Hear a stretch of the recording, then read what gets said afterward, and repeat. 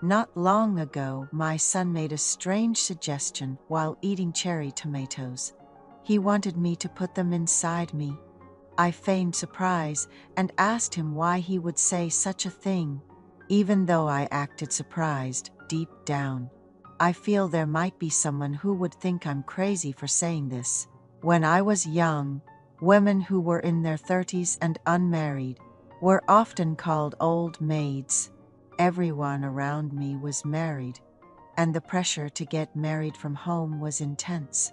I was in my mid-30s, working at a company and living alone. I decided to get married after visiting the home of a close coworker. I was invited to a coworker's house for a gathering. We enjoyed delicious food and had a great time chatting and laughing. The coworker who had invited us home was a single father living with his son. His wife had left home when their child was young, he said. That day, his son looked at me with a pitiful gaze.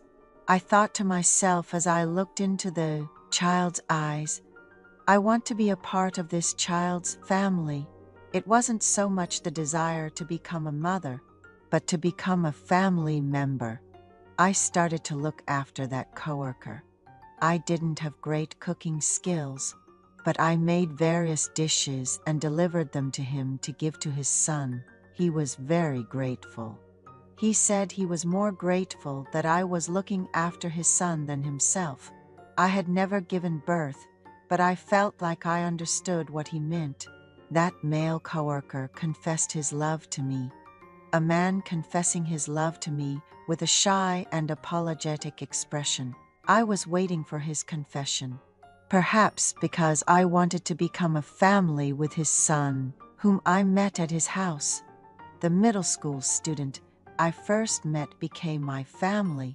That coworker became my husband. My parents were a little disappointed that I was marrying a single father, but considering my age, they allowed the marriage. I got a husband and a sturdy middle school son. When my husband and I came home from work, our son would have dinner ready and be waiting for us. Because he had lived alone with his dad, he was a good cook. He always stayed by my side, calling me Mom. When I was reading a book, he would sit next to me and read.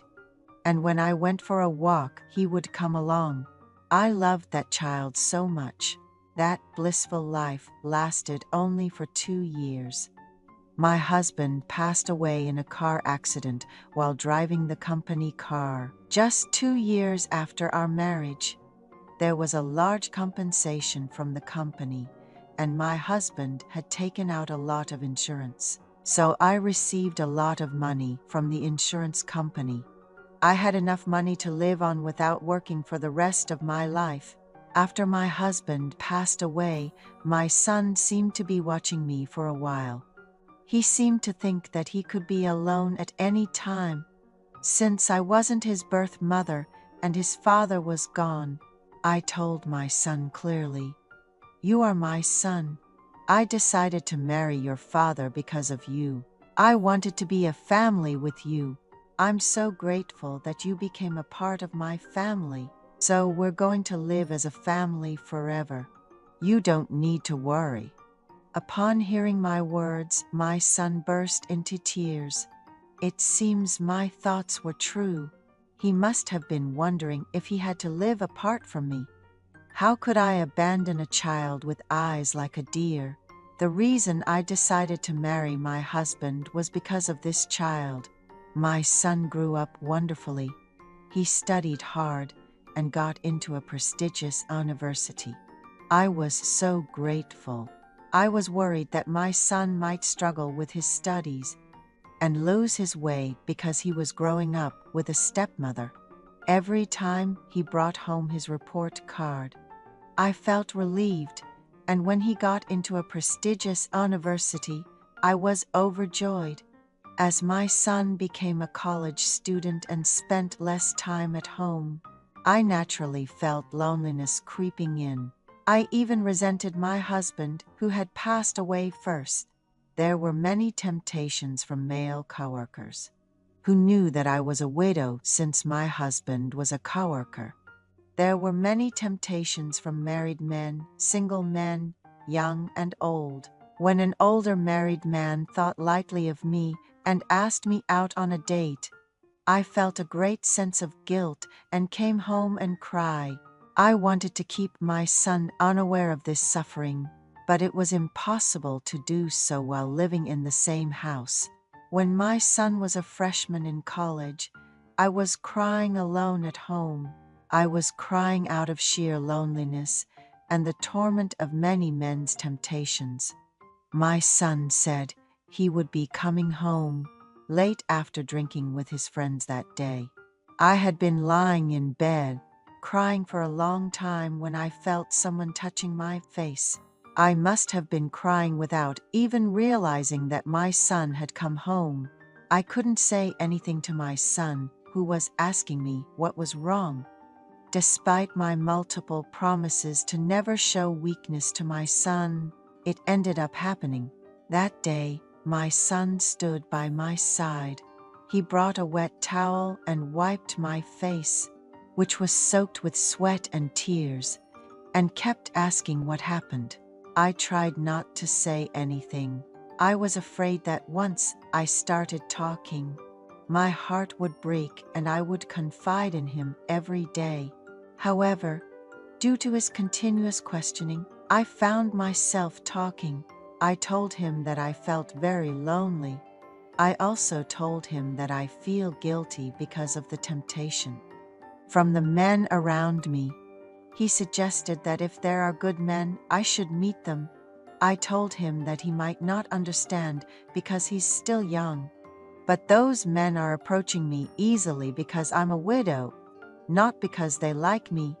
He seemed to understand my feelings, saying that he would feel bad rather than happy with such temptations.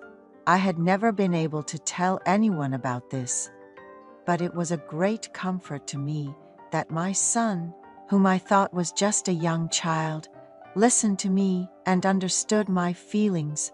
I felt that he had matured a lot. From that day on, my son slept in my room with me. I slept in the bed and he lay on the floor with a blanket. No matter how much I told him to go to his room and sleep comfortably, he slept on the floor in my room. I was very grateful. It was so nice to chat with my son before falling asleep at night. He waited for me to say everything I wanted to say, so I was able to talk freely about everything in my heart. On the days when I didn't talk much, my son talked to me. He talked about what happened at school, what happened with his friends, and so on. It felt like watching a movie while listening to his story.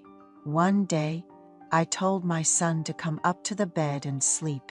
He asked how he could do that, so I said, "You're still a baby in my eyes." He laughed as if he couldn't believe it and climbed into the bed. Since that day, my son and I started sleeping in the same bed. And one day we naturally started talking about dating. He told me that he had never had a girlfriend. I asked how a college student could never have had a girlfriend, and he said he thought it was because he was too shy. I told him it made no sense for a tall, handsome, and kind-hearted male college student to have never had a girlfriend. My son told me he had thought of me as a mother, a friend, and a lover. So he said he wasn't lonely even though he didn't have a girlfriend. So I told him I felt the same way. I told him I no longer felt any emptiness in my heart because of him. These days, my colleagues at work sometimes ask me if something good happened to me, and I told them it's all thanks to him. But then, I made a mistake in my words. But you're at the peak of your youth. Isn't it hard? When I said this, he admitted that it was indeed hard. I encouraged him to build up his confidence and try to get a girlfriend. He asked what would happen to me then. Me? What does it have to do with me? I didn't understand what he meant. I didn't know what to say, so I didn't say anything. Suddenly, He hugged me. Being held in his broad chest, I unknowingly shed tears. It seems I had been very lonely all this time. I guess I was also a person and a woman. That night, I allowed everything he did. He didn't let go of me all night. I wished time could stop all night. I couldn't sleep a wink at night and went to work the next day, but I didn't feel tired at all. I worked energetically at the company and went home after work. When I arrived home, my son hadn't returned from school yet. I did my best to prepare dinner. While I was preparing dinner, my son came home. We ate dinner together and watched TV before going to bed. He asked if he could consider me as his girlfriend, and I nodded. I could only smile dumbly at the touch of my son's hand pinching my cheek, saying my blushing face was cute. Afterwards, we lived like a married couple. My son graduated from college with excellent grades and got a good job.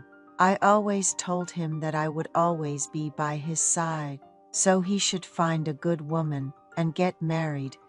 But every time he just shook his head and laughed. My son approached me regardless of time and place. When he approached me, while we were walking in the park at night, I pretended to be surprised and acted cute. But deep down I was happy. I always waited for him to approach me when we walked in the park together. So I deliberately held my pee and sat down by the roadside to pee. When we walked in the park, I knew that when he saw me doing this, he couldn't resist and approached me. My son seems to get excited about nothing. He says that my laugh is sexy, that I look sexy even when I'm using the toilet, and that I look sexy when I pass gas and laugh shyly. I wait until he has done everything he wants to do, even on days when I'm very tired. Not long ago, my son made a strange suggestion while eating cherry tomatoes. He wanted me to put the cherry tomatoes inside me and then give them to him. I was shocked and asked him why he was saying such things.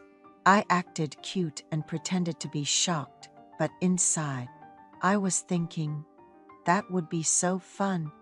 I gave in and did as he wanted, and he ate the cherry tomatoes deliciously and laughed at me.